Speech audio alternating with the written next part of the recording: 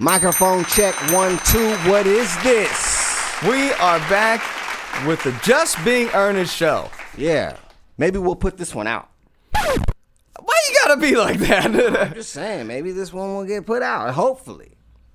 How you been, my man? I've been good. I've been working. Yeah, working hard, man. Got some amazing music on the way. Yeah. Bunch of stuff going on. All kind of stuff going on. Just got done watching a bunch of Samore stand-up. The great comedian Samore. Oh man, she is incredible. She's amazing. I remember her from the Queens of Comedy. Remember the Kings of Comedy when that was that was Monique and all of them. Yeah, so the Queens of Comedy. Yeah, Monique, Samore. That was the tour that they did. That was way back in the day too. Yeah. It was some heavy hitters on that. Samore has always been one of the funniest people I've ever seen. She's legendary. Just not like legendary female comic, like legendary comic. Yes, absolutely. She's up there with the greats. Mm-hmm. You know, and I don't understand why she never really got to shine. But man, she's Bernie Mac funny. Yeah. And as you know, I think there's nobody on earth funnier than Bernie Mac. Right. There's people that are just as funny, but nobody will make you laugh like Bernie Mac. And you just showed... I'm convinced of that. Yeah. You just showed me a clip of some more right before we started the show, and she's the same. Just boom. Just the same heavy-hitting jokes and just happy, almost tears, laughing and stuff. Lighten you up. Yeah, man. Yeah, so, it's a lot of that going on. I was listening to the radio on the way over here. I rarely listen to the radio. Say word. And I was listening to the radio and just the songs that were coming on the radio. And one of the number one songs is this Cardi B song called Up. That's the song that has all those TikTok dances. Right. Yeah. And I was just thinking when I first started the show, I think maybe even before you were on the show, I did a show, and this is when Cardi B's first single, Bodak Yellow, came out. Yeah. And I was thinking, like, back then, like, that song, the way that song was hitting and the way everybody was acting when that song came out, Janet Jackson was dancing to it at her concert. And, yeah. And I'm thinking in my head, like, and I said it on air on one of my earlier shows, maybe the first season. Mm-hmm. And I was saying, is Cardi B the future of female rap? And it kind of got laughed off. Right. But it looked like I was correct. Yes. Every time she drops a song, it goes to number one. She is the one. And it leads me to think of who are the most some of the most influential, or who is the most influential female MC of all time, and I strongly believe it's Missy Elliott. I'm not saying who's the best, right? Because then you could say MC Light, you can come all these other people, Bahamadia, all these other people. But that's not what I'm doing. I'm talking about influential, who influence the culture. Lil' Kim. I will put up there. Lil' Kim influenced what you're seeing with Cardi B and Nicki Minaj. Yes. Right? Lil' Kim started that. Yeah. What I like to call the female player rap. Yeah. Right. Well, Cardi B is doing something even different. It's more like a hoe rap. Yeah. So it's kind of different than what Lil' Kim was doing. But it's interesting that it's like what she's doing is reaching everybody. It's completely relatable. She is way more influential of an artist than like somebody who I think is overrated, like Lauryn Hill. Well, Lauryn Hill was highly regarded, like you know how people. She still is highly regarded, by the way, and I find it incredible that she gets away with it. Because she had one good album. No, she only had one album. Oh, that's right. Album. She only released one album. One album. Yeah. And then she had an album with the Fugees. Right. But the obsession that I see with Lauryn Hill is very much like what I see the obsession is with Frank Ocean. And Frank Ocean is amazing. Yeah, but Frank Ocean has more than one album. Yeah, I understand. Frank Ocean shows up on time to his shows. Yeah. Yes, I understand, but it wasn't so much Channel Orange, because people like us, we were paying attention from the beginning. But when he released Blonde, then it's just like people's lives changed. Like they were this, like all they do is just like only like in terms of kind of like worshiping him as so much more than just a musician. Now he's like influencing their lives, and that's strange, by the way. But I'm saying, like, the way that fans, the way that people are still, just hold that album up as a holy grail, Lauryn Hill's. Like, that's kind of what I'm seeing with. Well, I get them holding up the album as a holy grail, but can't you just say it was a great album? Can we stop acting like she is just so incredible? Because I mean, she had a lot of help with that album, and if she doesn't have those same people around, it seems like she's not able to make the same type of work. It appears that way, yes. But it appears that way, yes. And as a musician, you know that you're constantly making music or constantly creating and constantly writing, right? It's been over 20 years. Yeah. It's been over 20 years. That's 2 decades, yeah. That came out when I was in high school. Not when I graduated, when I was actually in high school. That album came out when? Can you check? I graduated high school in 2000. The Miseducation of Lauryn Hill. Yeah, man, because I just find it hard to fathom how someone can not come out with any new music, but yet have this attitude to where I could show up an hour and a half, 2 hours late, 3 hours late to a show. I feel you there. Came out in 1998. 1998. 23 years ago. 23 years ago. Come on now. Great album, though. Oh, yeah. Incredible album. But everybody was making incredible albums in 98. Okay. But they kept making them. Yeah, they're consistent. Yeah, it's almost like, it's almost like an athlete like retiring and after their Rookie of the Year season, then they're just living as like a legend and like being called a legend.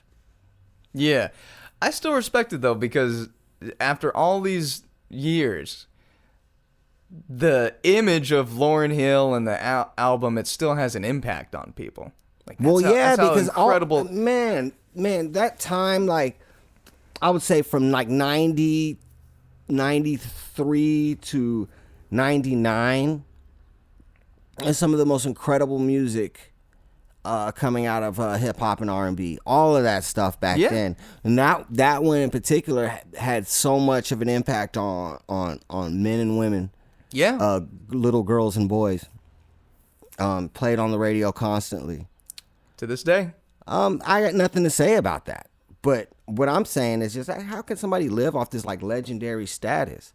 Like now, like 23 years from now, I'll be able to understand how Cardi B can be this big diva. Like I'll be able to understand how Missy Elliott is a diva, but she's not. She's not like that. Right. There's people who can be like that, but they're just not. And they continue to give us product too. They continue to be what they are as an artist, right? Mm-hmm. They don't show up 3 hours late to a show and sound terrible. So what we're talking about is like, man, there's levels to influence, you know? Influence. Like she had influence on a lot of people who were incredible, right? Yeah. Right? So a lot of people who are legends, she had influence on them. But that was back then. Yeah. Mm-hmm. Michael Jackson at least used to come out with an album every 7 years. Yeah, and everyone was incredible. Yeah. He was an artist who gave us art. He made art. Yeah. Well, okay, so if you want to compare like levels of influence that way, it's like Cardi B started off as having a hit, but then like it's transcended just like the music now. Like people want, it's like you go on Instagram and then that dance is she doing commercials. Like everybody and their mama knows. That's what I'm saying. She started on a reality show. Yeah. Did you know that Cardi B, the Up dance that's all over, Instagram and TikTok, she didn't even make that dance. No. She didn't even make it. No. And it became a viral sensation from somebody just doing the dance. Now everybody's doing a dance. That's an incredible reach. Yeah. I mean, well, that's just, that song is everywhere. Yeah. And just like all of her songs are everywhere. That other song she had with Megan Thee Stallion, WAP, that was #1. Yeah. And she hasn't came out with her second album yet. But she's just dropped tons of #1 singles. Yeah. Kind of like Drake-ish. No, Drake drops albums. Oh, that's true. Drake has albums on albums. It's more OT Genesis like. Yeah, you're right. You just drop hit singles or like Flow Rider or something, Wow, that's a name I haven't heard in a while. Well, this is what happens in rap. Yeah. People think people are hot, but really it's like, that's not gonna last. Yeah. That's why Pitbull has changed his style 5-6 different times. Yeah, man. I mean, to put your stamp on something, because Cardi B, years ago, I would say something like influential, like, I would say like Missy Elliott, like she's influential in like what she does, like with videos and like the steps what she does with the singing and the rapping and the producing. But like influential, like would be, I would say somebody like Jay-Z, right? Mm-hmm. Jay-Z could come out and be like, we not wearing throwbacks no more. We wearing button-ups. And everybody in the country start wearing button-ups. Stop wearing throwback. Everybody in the country. Everybody stop wearing throwbacks, start wearing button-ups because Jay-Z said that's whack now. Yeah. We wear button-ups like business people now. And then, Jay-Z will say, oh, this is the death of auto-tune. And kill it for a number of years. Yeah, it actually really hurt T-Pain's career. Yeah.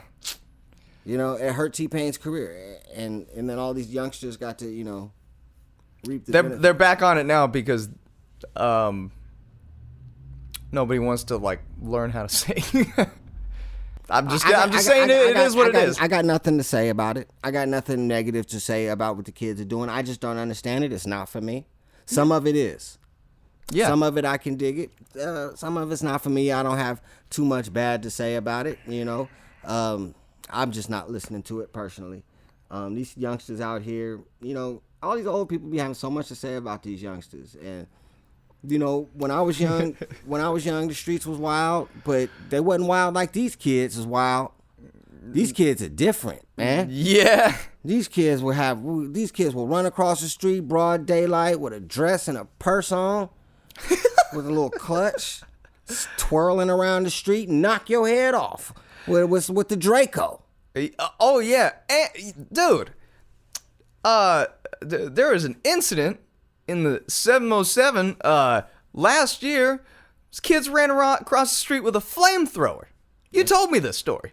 Well, no, it was one dude. It was one dude with a flamethrower.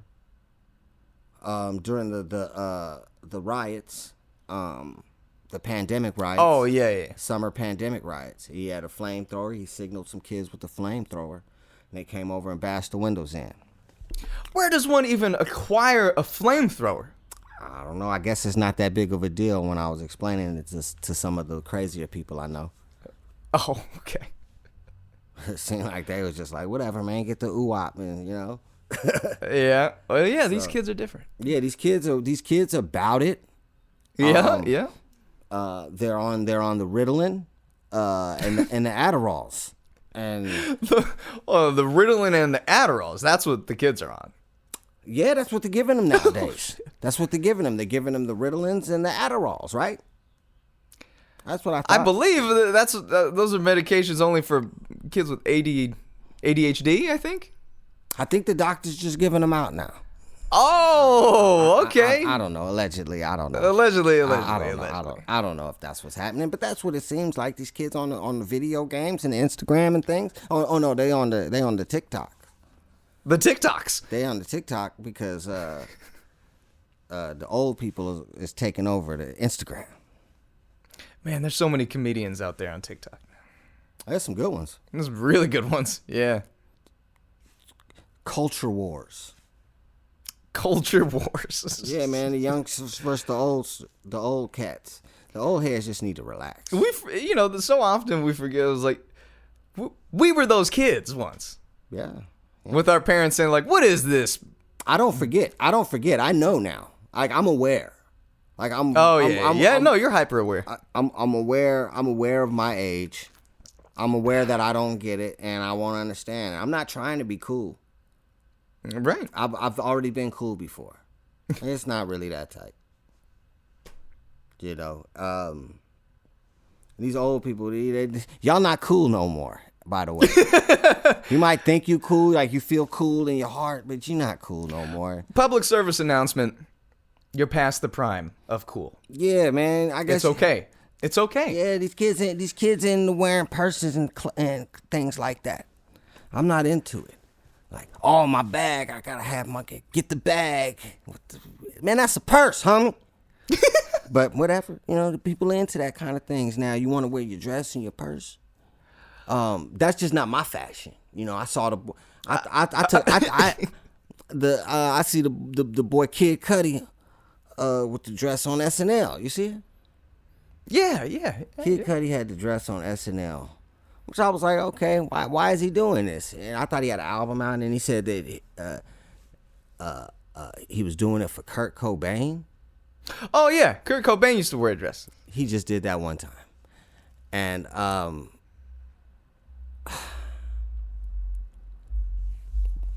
it turns out that Kid Cudi and Virgil, the designer of that dress, have a line of dresses coming out for guys.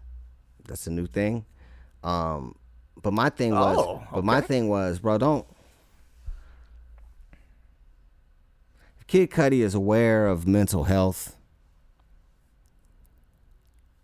then he's aware that Kurt Cobain had the nuts to do what he did and to off himself. He actually had the courage to do that. Because he was so against the type of shit that Kid Cudi and Virgil tried to pull off and use his fucking name for it. I thought it was a little disgusting. Mm-hmm. I thought it was a little disgusting. I don't think that that's something that Kurt Cobain would have approved. You using his name to promote a luxury dress. He wasn't with it. I've heard him in interviews talk about how he ain't down with selling colas and like, for you to glorify advertising something that Kurt's never been about. He didn't say anything about Kurt Cobain before the performance, right? He didn't say, "Oh, I'm doing a tribute to Kurt tonight. I'm not going to tell you what it is, but I'm going to do a tribute to Kurt tonight." That would have been different. It wasn't until like the outrage where he's like, "Oh yeah, that was a tribute to Kurt Cobain." Or it's like, how do I know that now that I know you got a whole dress line coming out? Kurt Cobain performed in a dress one time. One time. I think he sees he's trying to sell shit. this is what I think is that Kid Cudi looks at somebody like Kurt Cobain inspirationally and sees something where it's just like, he was, one of my favorite artists, so I'm gonna wear a dress just like him. Kid Cudi, yeah. And like, not thinking too much. I don't really know if he's thinking too much. Well, he should, because he's a mental health guy. And I've heard him threaten suicide numerous amount of times. I've heard him talk about it a lot, which is horrible for him. I feel terrible for him for that. Yeah. But you should know, whatever Kurt Cobain was going through, he didn't threaten it. Nobody even saw it coming. No, he blew his head off with a shotgun. He just did it, man. Yeah. Did the Lord's work on his own. Yeah. So I wrote a note, said I'm out, and this is why. And it was one of them little reasons, like, he don't want to sell himself, man. Yeah. And he was tortured, a real tortured person. Like, these ain't games. He wasn't trying to sell nothing. He wasn't trying to sell no Nirvana shirts at Ross or no shit like that, or Urban Outfitters. Right. He wasn't about that. He wasn't about these Nirvana posters that you can get at Target. Right. Maybe Kid Cudi should have been a little more aware. I agree with that. Kurt's always been about the music.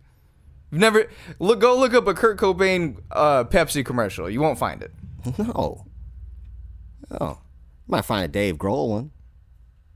Oh, most definitely. Kurt wasn't with it, man. And that's all I'm saying about Kid Cudi. I mean, I'm not like griping. I'm sensitive to mental health. Yes. Yeah. And I'm sensitive about art. Mm-hmm. So I don't think he was thinking. He should have just been like, yeah, man, me and Virgil got these lines, dresses coming out.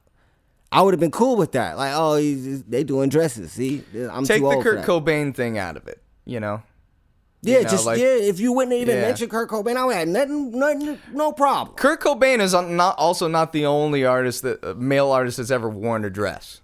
But that's the artist that he talking about. He chose this, yeah. And it was a floral dress like Kurt, but Kurt didn't have spaghetti straps and all that. Oh, okay. So Kurt's was a little more. He had like sleeves, but whatever, man. Kid Cudi, whatever you want to do, These kids are into everything these days. What do they call them? Pansexuals? That's a new thing I heard about the other day. Pansexuals. Pansexual, I believe, is where you like everybody. Anybody. But it's different from bisexual, because that's what I thought it was. They like transgenders too. Right. Like everybody. I mean, yeah. Let's take a break.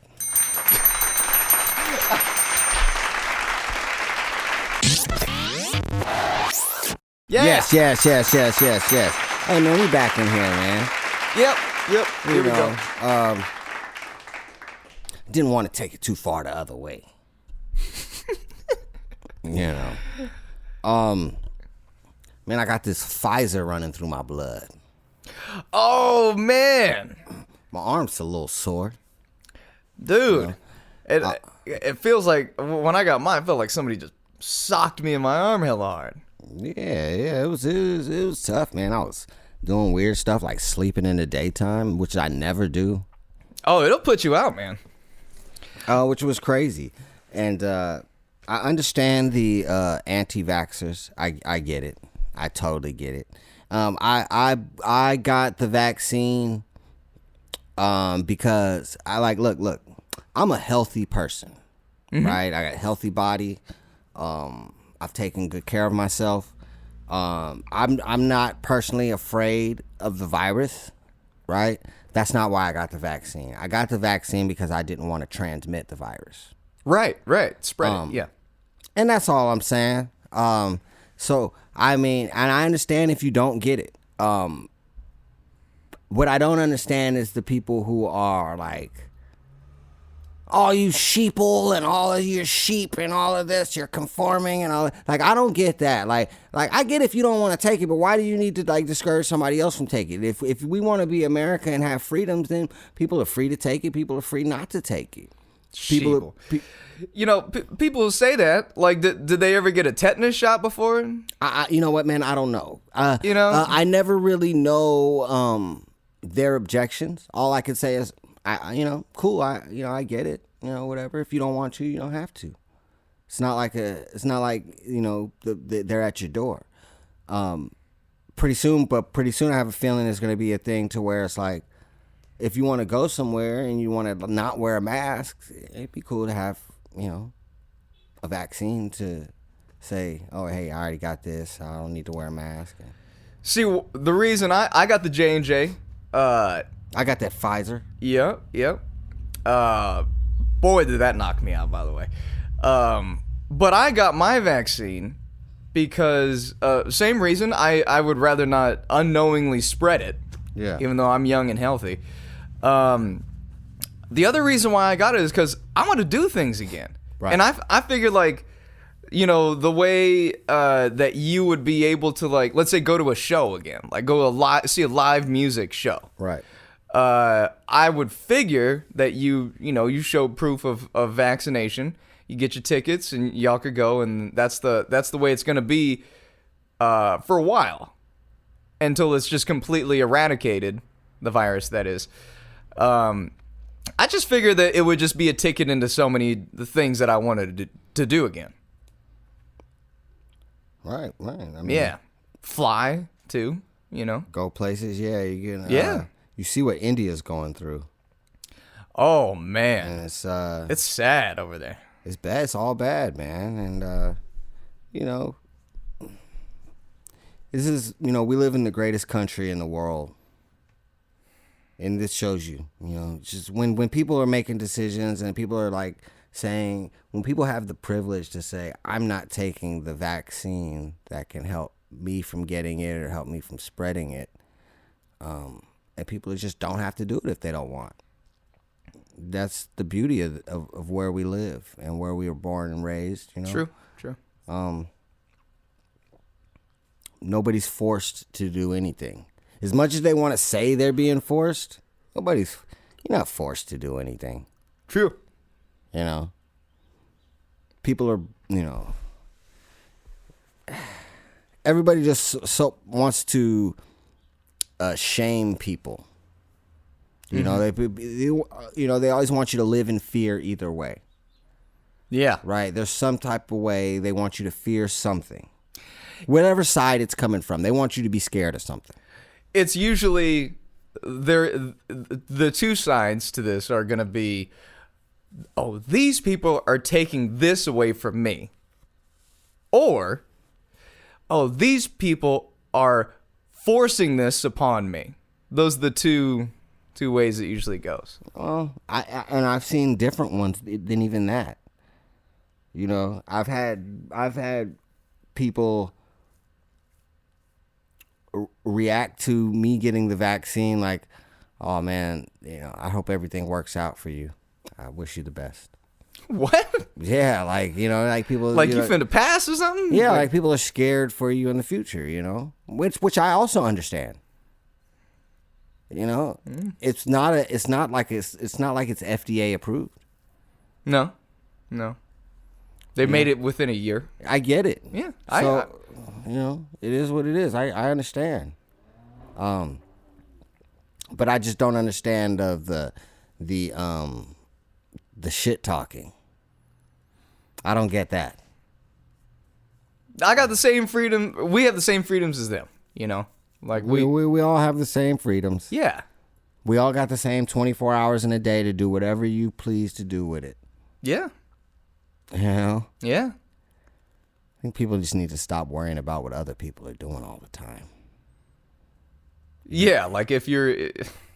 You'd be a lot more successful that way in your own life. Not like successful like some huge star, but you'll feel enriched yourself, like the self-enrichment. Yeah, the thing that I don't like about the the opposition to getting vaccinated is like, oh, you bought into all that. You bought into this. Bought into what? Right. That's what I'm trying to say. It's like, oh, it's the left trying to make you to do the da-da-da-da-da. It's like, One of my best friends had COVID. Him and his wife had COVID. Yep. He's not some far left person. Definitely not. I know who you're talking about. Right? Mm-hmm. He's not some far left person. His wife's a nurse. They caught COVID. Pneumonia, the whole nine. Mm-hmm.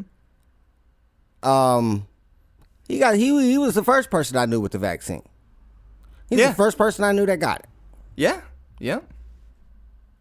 Never once has this man voted Democrat. No, he hasn't. No. So, you know, stereotypes should be thrown out the window when it comes to people making their own decisions and what they want to do with their life. If you want to wear a seatbelt, wear a seatbelt. If you don't want to wear a seatbelt, don't wear a seatbelt. Well, I mean, it is the law to wear a seatbelt, so okay.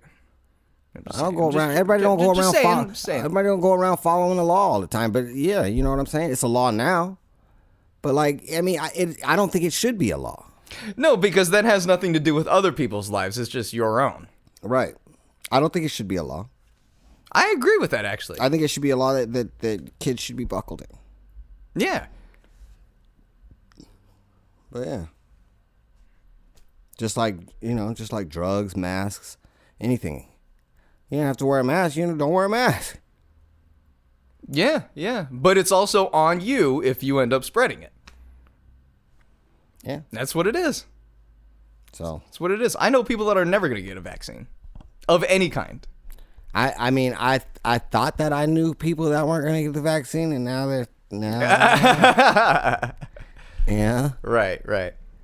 So we'll see. I mean, whatever. I mean, I got it. Yeah. I got it. I'm thinking about going to see Corey Holcomb on my birthday weekend or something. Go to a comedy show. That's what I'm saying. Yeah. So,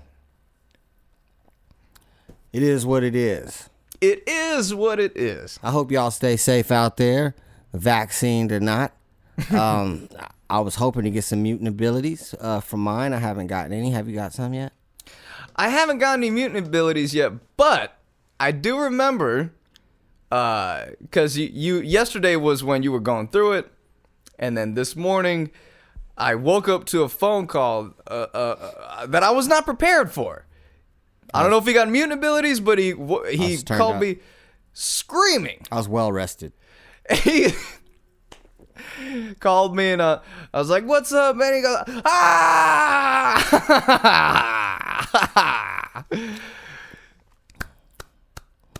Daniel's a good friend. He so like if you call me and I'm asleep, I won't pick up the phone. Right. Daniel will pick up the phone. He's a good friend. So if you're in danger and it's a late night and you think it's too late to call somebody, if Daniel can hear his phone, he pick it up. Don't listen. I put that out for everyone. Just select. They know. He'll pick up. Yeah. The Oda hotline. I'm about to get up out of here, man. This was fun. Yeah. I needed this banter. That's I'm making my transition in life. Yeah, man. Flower game going strong right now. Flower game going strong. Plant game, horticulture game going strong. Man. Be sure to catch your boy at Wilkinson Acres this summer in Fairfield on Gordon Valley Road. Make sure you get at me about that. We're going to be doing some big things. As far as plants, flowers. If you need some tomato plants, get at me. I got tomato plants for $6.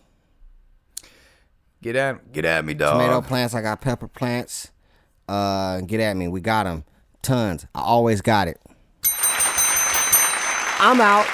You out? I'm out too. We out. We out.